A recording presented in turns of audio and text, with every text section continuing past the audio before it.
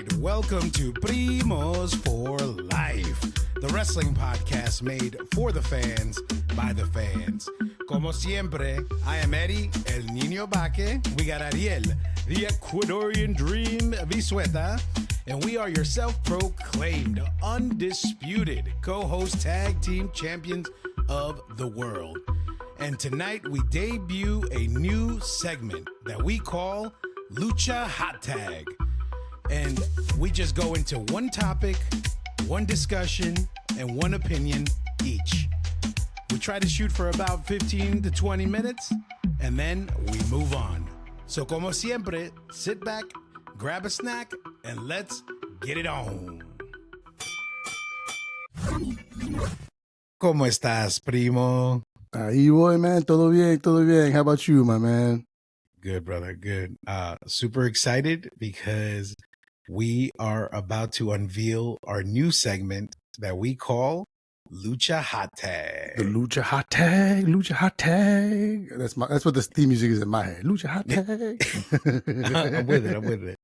If you want to give our listeners a quick rundown of what we're gonna do. All right. So the Lucha Hot Tag segment is going to be just one quick shot. We're going to discuss one topic while it's fresh in our mind, something that happened that is big enough where we feel we can take 15, 20 minutes to discuss it. It's not going to be a typical episode of about 45 or however long. It can be a quick take, one specific topic. Get into it, go through it, how you feel, how I feel, and just kind of go from there and see what that does in terms of the landscape moving forward. So it's going to be a quick episode, ladies and gentlemen. You're not going to be here too long. Thanks for being with us once again. We appreciate that. And yeah, it's just going to be one thing. We're going to try and release these, as we said, whenever we feel there's something that not requires, but could use this. Requires our attention. Absolutely. Thank you for cleaning that up. Sorry. Yeah, for sure. On that note, the topic on our mind that's freshly in our mind is John Cena's first heel promo, and right. I feel like I have a lot on my chest that I have to get off, and then I have to speak my piece, and then I really just need you to listen, and then I'll play therapist. I'll play therapist today, man, because as I'm sure our listeners have seen and heard, we know what you're going through. We think, yes. So I'm happy to be here to let you I'll be your sounding board, man. Just throw it at me, and we'll go from there. So I'm good. Sure. But I do want to let everyone know. So this is the opening segment of Raw, the 17th, John Cena's first heel promo. And I will kick it to the man who needs to be laying on a couch. And go ahead, Primo. Tell me what you got. I appreciate it, man. Thank you. So basically, here's a quick just synopsis, because we're going to go into detail about the actual promo. But basically, Cena comes out. He's full on heel. He basically declares that, for the last 25 years, we have been using him and abusing him. And this is a toxic relationship, and we are horrible people, both the Cena sucks people and the let's go Cena people. So obviously, again, we're going to go into details about it, but what I need to get off my chest and what I had heavy in my heart all day is he's absolutely right. What he did, that promo, I sat there and listened to it, and I was like, man, whatever, dude. But then I was like, no, he's absolutely right. Yeah. Because I had to look deep inside of myself and say to myself, I was that guy. Because I had to go back 25 years earlier and be like, no, I hated this guy. I hated this guy. And I'm going to give you my reasons why I hated him.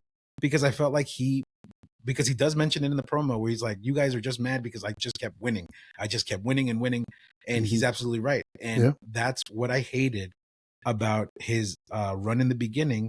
Because he was a nobody to me. He came out of nowhere with so many like legends at the moment, The Rock, Kurt Angle, Stone Cold, Jericho, Kane, Undertaker, you name it, and Triple H, Shawn Michaels. And what really bugged me about it is that he's trying to find himself. He becomes a doctor of thugonomics. The first WrestleMania he's at, he wins the U.S. title against Big Show, gets the spinner belt for the U.S. title. A year later becomes heavyweight champion. And then I feel like, no, like, who is this guy? And to be honest with you, it was because of that I stopped watching wrestling for a little bit. Oh, wow. So I missed his beef with Edge and his Edge. fights with Randy Orton. I had to Good ones. right. Good ones. And I had to eventually go back and rewatch him. And then I found an appreciation for him. And then now in the last maybe 5 or 6 years, or even maybe last 10 years, maybe 8 years, I started watching again, and then I started appreciating Cena. And I started seeing Cena for what value he truly brings to the company, because he really was there. I mean, probably around Rock Cena 1, Rock Cena 2, those time frames is when I was going back in and out. But then probably after that, I started rewatching and started watching, and I was like, this guy is a company man. He really is. Yeah. For a lack of a better comparison, a Hulk, like the face of the company. He is the Hulk Hogan. He is the Stone Cold of that. He is that generation's, face of the company. And then ultimately, what I realized is, for a lack of a better way of explaining this for our listeners who don't truly follow wrestling but like follow other sports, to me he was like Tom Brady, right? In the sense, and I'll explain how. Okay. I'm a Giants fan, and by being a Giants fan, and during the time that Brady was with the Patriots, I never gave him any credit. I'm like, whatever, this dude is overrated, this and that, and like I never liked the dude, right? But the moment he was like, he already got like most of his championships, and then he was like, you know what, I'm going to come to Tampa. Not only am I going to come to Tampa, but I'm going to win a Super Bowl with them. I was like, yeah, right, whatever. And then he shut me up by doing it. And I feel like Cena has become that person. Like, I hated you in the beginning. You shut me up. You showed me what value you bring to this company. Right. And you are the best. You are the GOAT of your time, and you deserve a good run. So everything that he was saying really hit home. And I, as a fan who's been watching the product for years on and off, I was like, whoa, this really hit like a spot, man. Right. So I just wanted to get it out. That's all. That's it. That's all I got for now. I mean, well, the thing about Cena is, you're right. I think that after the Attitude Era and we were coming into that ruthless aggression time frame, this is definitely, because Cena when he came out, his first thing he said is, I believe it was Kurt Angle. Like, what do you have? What makes you think you can be the guy? He's like, ruthless aggression, and then he just slaps him. Do whatever. But I mean, that whole class is because it was like he came in. It was him. It was that OVW class was him, Orton, Lesnar, Shelton, and there was one other person I want to say, Batista and Dave. Yeah, so that's a stellar 5-pack of athletes. Like, for sure. With the exception of Shelton Benjamin, everyone's been a world champion multiple times. So, and Shelton Benjamin, if given the proper thing, I think could have. I think if he was just a little bit better on the mic and they gave him just a little more love, I think Shelton could have been up there. Just his athleticism was amazing, but different story. But Cena, he's definitely the face of that ruthless aggression thing. I do recall the same kind of thing. I remember when he came out, and he alluded to it. He basically said it. He's like, I came out, you didn't like me. I changed it up. You liked me for a little bit. You stopped liking me. And I had to keep doing it again. So I do agree with you that in that promo, he was like, da-da-da. And I loved it because, I agree. He was right. Or rather, he is right.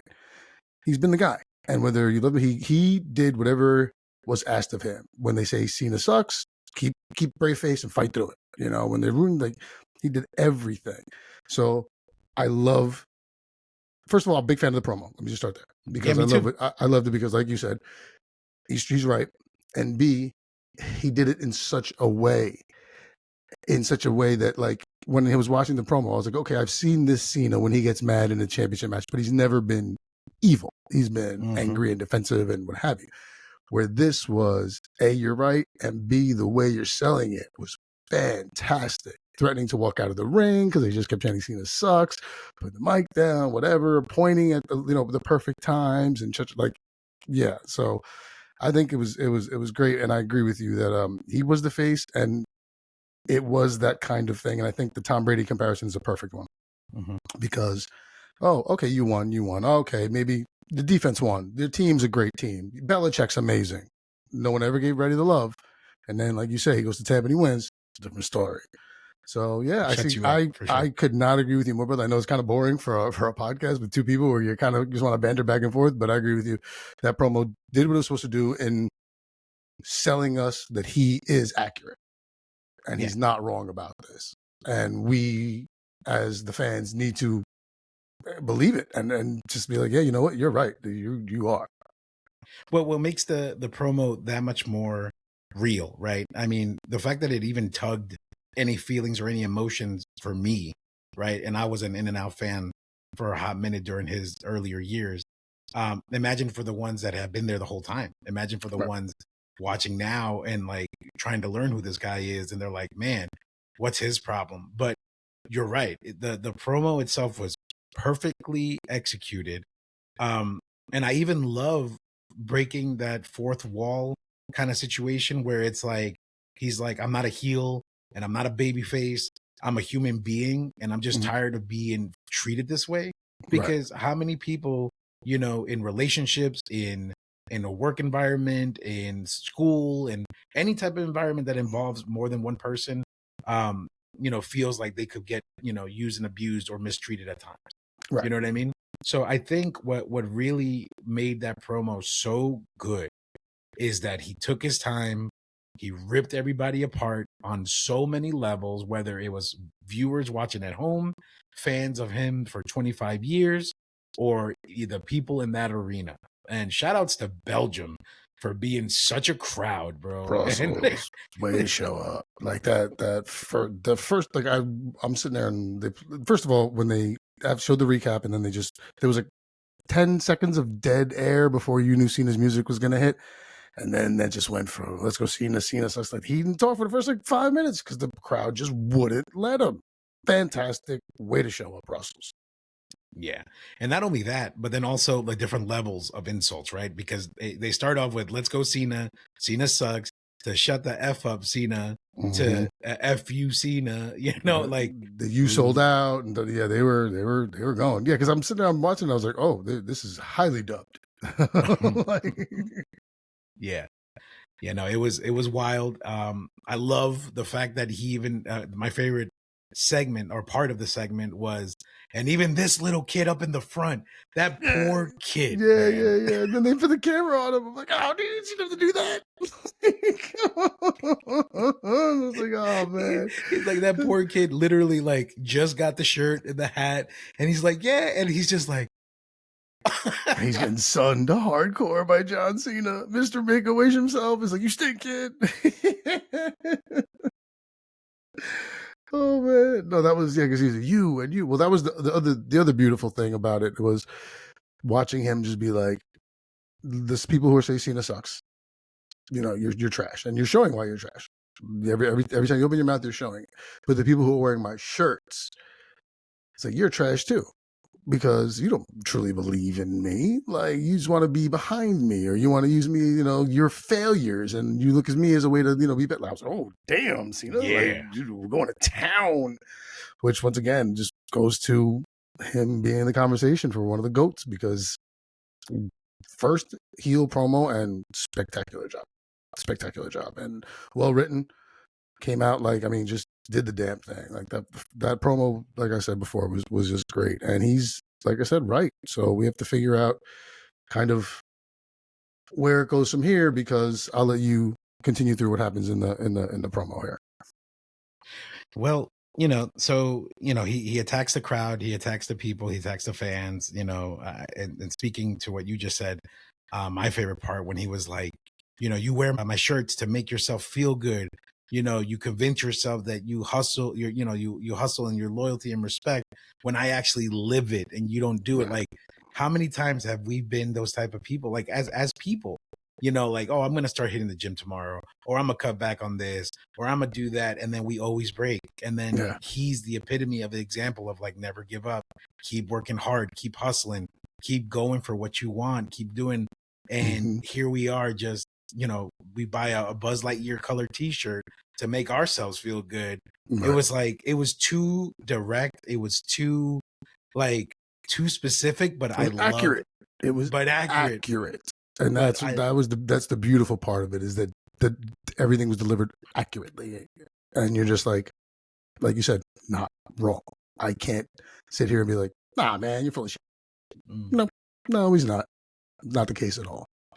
yeah, I loved every bit of it. And then obviously, as you know, we're going like 10-15 minutes into the segment, then Cody Rhodes comes out. Yeah. And We want. Oh, another great thing is because the crowd started going, started to interrupt. We want Cody. We want Cody. And he goes, yeah.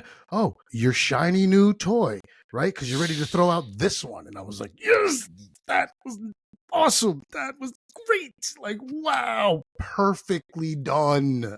Yes, yes. Like way to finish off that part of his segment because Cody comes out, and you know what? To be honest with you, I guess because I was already worked up about the promo to begin with, I didn't like the way Cody came out and like a tough guy. Like, bro, calm down, all right? Because realistically, Calm down. no. Hear The me out. man still have his face doesn't work. Calm down. Well, hear me out. Here's why I'm like, calm down, because ultimately, for the last 2 years, you've been crying and you've been saying, my dream is to go to WrestleMania and win the championship for my dad. Like he's been a crybaby. He has been a crybaby. Okay. Okay. And out of nowhere, now that you've had the belt on you for like a year, all of a sudden you got these, brass balls and you want to come at people like, you address me as champion. Well, like, I mean, no, well, sir. okay. Well, This guy's a legend. No. Well, but Cena just you need to put respect on his name. He is the champ. So you're not gonna sit here and you're gonna call me kid. No, I got the belt. I have what you want. So you will respect me, which is what I loved. Perfect, because you ain't gonna son me. That's not gonna happen. As long as I have this belt and you want it, you have the belt and I don't have it. Yeah, call me kid till you're blue in the face. I can't say shit about it. I got the belt. Put some respect on my name. I dug it. I thought it was great because it's once again playing to the angle. They destroyed this man, put blood on the belt with his dad's death date on it, like that, like rappers punching him in the face. Like, yeah, no, I'd be coming out mad as hell too. Like, and the thing is, I don't see it as him crying. I see it as him sharing what he wants to do and his aspirations. That's the thing, because he was never whiny about it. He's never whiny about it. That's why I say the crybabies were the Cody crybabies who were clamoring for the thing after Mania. Cody was just sharing his thing. Now, granted, you got tired of hearing it after a while, and you're just like, okay, yes, I know this is what's going to happen, and we have to get there. But I don't think he was crybabying about it. So that's the other place I differ from you on that one. I don't think the fans were crybabying about it. Yes, I think he was selling I have to get there to finish. I have to get there to finish. I have to get there to finish. Like, that was the whole point of everything. The whole point of setting up those 2 years. Losing to Reigns the first time, having to come back, running the Rumble back to back. Like, had to play that part. So, only place I differ. But, like I said. Listen, that's fair. I could agree with that to that extent. I just don't like that he came out very assertive. Yes, granted, he just went through so much in the last couple of weeks leading up to that moment, sure. But what I'm saying is, Cody, to me, he's the superhero champion. He's the sweet champion. So to come out and, try to confront, a tough guy, John Cena, also as a tough guy, I didn't like it as much, is what I'm trying to get at. Right. Because when you sit here and you say, you address me as champion, and, the person that I want to fight is John Cena, not this little, B. I loved it. And I was just like, yo, I loved every second of it. Who are you? This is the evolution of Cody Rhodes. Yeah. You've had the happy champion for a year and the babyface Cody for 2. So now they're showing you we have to kind of switch it around, because he's always had those moments where he gets him and Kevin Owens. All of a sudden he turns a little bit and you're like, oh, wow, that's a non-Cody thing to do. Yeah. It's the evolution. This is kind of them like showing you like, okay, when he has to do it, he's going to do it that way. And he can, so I think you're because we've had the 2 years that we've had with him and him finish the story and, in honor of my father and, all those things.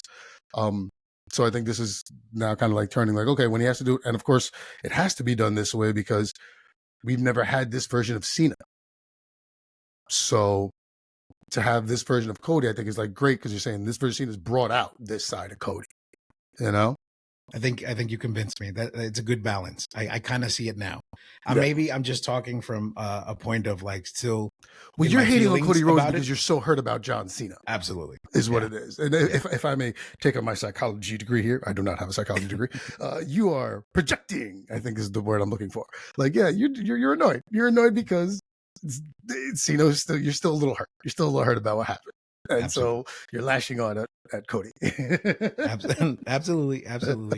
But then that's pretty much it. They confront each other. The segment ends, and then the rest of Raw, which was also fantastic.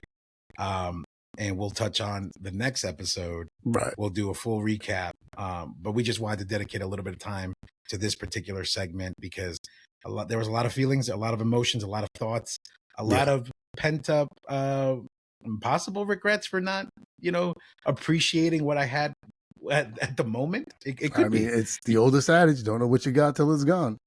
Exactly. And I think, as we progress in life, I feel like we tend to get a little bit softer or a little bit more sensitive towards things. And at the moment, I didn't realize what was there and what was happening. And I missed out on so many great moments. But the beautiful thing of the time that we live in, we could always go back and rewatch and re-enjoy. Right. And I'm definitely enjoying what's happening now. But yeah, I mean, John Cena, like my nephew is like 18 or about to be 18, going off to college.